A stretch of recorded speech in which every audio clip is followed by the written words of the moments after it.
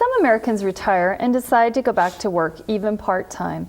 But what happens to your Social Security benefits if you go back to work? Richard Fowler is still here with us. Hi, Richard. Hey. Welcome back again.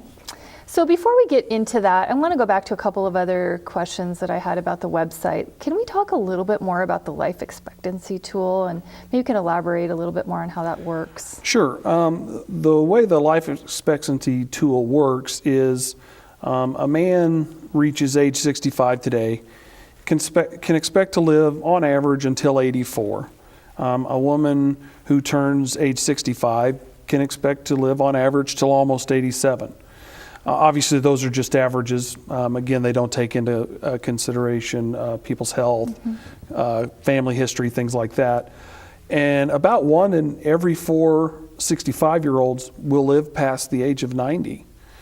So that has to be a factor when you're deciding when to start receiving benefits, because you need to figure out how long you could live, and you also want to consider whether or not you have enough money to take care of yourself for as long as you need to. So it sounds like a really valuable tool for folks to get in there, dig around, and play around with that. Absolutely. Perfect.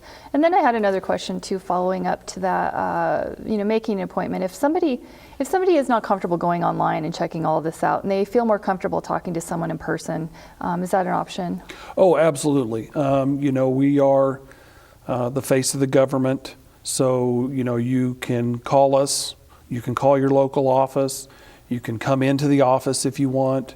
Obviously, for retirement purposes, you want to call us and set up an appointment to come in and see us. And are there offices throughout the state, or just located here in Helena? Is that? They're throughout the state. I don't have a complete list on me, but there are several in every state, so they're everywhere. Perfect. All right. So getting back on topic here then again, if someone applied for Social Security and they retired, but later then decided he or she needed or wanted to return to work, what happens to the person's Social Security retirement benefits at that point? Well, it depends on how old you are when you return to work. If you're receiving benefits before full retirement age, Social Security would deduct $1 for every $2 you go over the earnings limit, which in 2019 is $17,640. In the year you're going to reach your full retirement age, that deduction goes down to $1 for every $3 you earn over the limit, and the earnings limit goes up to $46,920 for this year. The month you reach your full retirement age, there's no longer an earnings limit. Okay. So if you do decide to go back to work, do you have to notify Social Security that you're doing that? If you return to work, you're required to report changes to the Social Security Administration. You can do that by phone or by visiting your local office. And then are your earnings automatically tracked through that process? How does that work? We interface with the IRS to track those earnings. Okay, that makes sense. So what if someone doesn't retire, but they're over the age of 62 and they'd like to apply for Social Security? Can they receive Social Security benefits and keep working?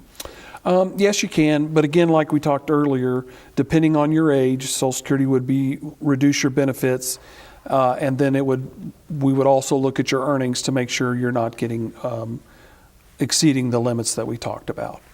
The same rules and limits apply whether you're retired, whether you went back to work and kept working, and applied for Social Security benefits. Okay, that makes sense. So if you're working and collecting Social Security benefits, whether it's a post-retirement job or you never stopped working, do you still pay Social Security taxes out of your paycheck? I mean, is there a way we can get out of that? Unfortunately, no. And so, yes, you will have to keep paying Social Security taxes while you work. All right. So how can someone find out whether his or her Social Security benefits could be taxable? What would be, the options there? I would recommend either contact the IRS or your tax advisor. They should be able to assist you with determining whether your Social Security benefits are taxable. Okay. So in our final conversation here, is there any additional advice you'd give our viewers who are thinking about retiring or going back to work after receiving retirement benefits. And again, whatever you think is information our viewers would be, needing to hear.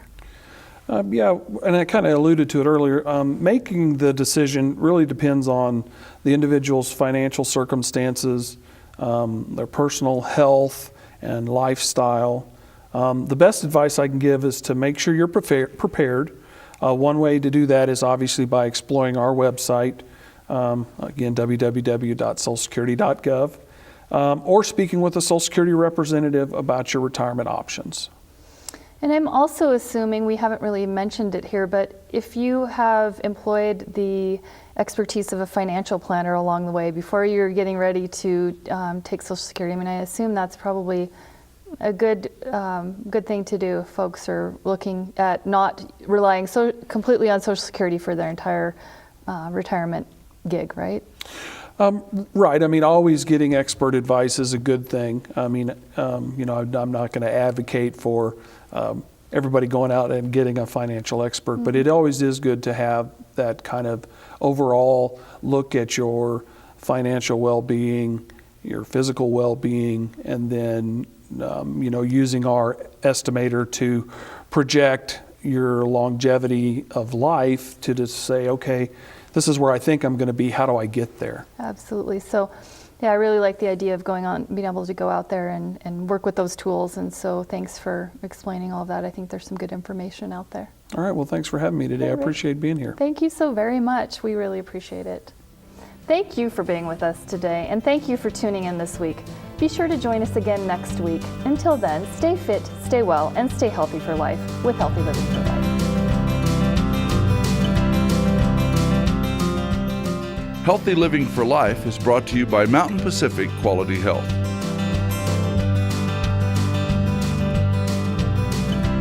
We'd love to hear from you. If you have suggestions for future programs, visit our website at mpqhf.org or call us at 406-443-4020. You can also catch us on YouTube by visiting our website and clicking on the YouTube icon. Special thanks to Fire Tower Coffee House and Roasters. Production facilities provided by Video Express Productions.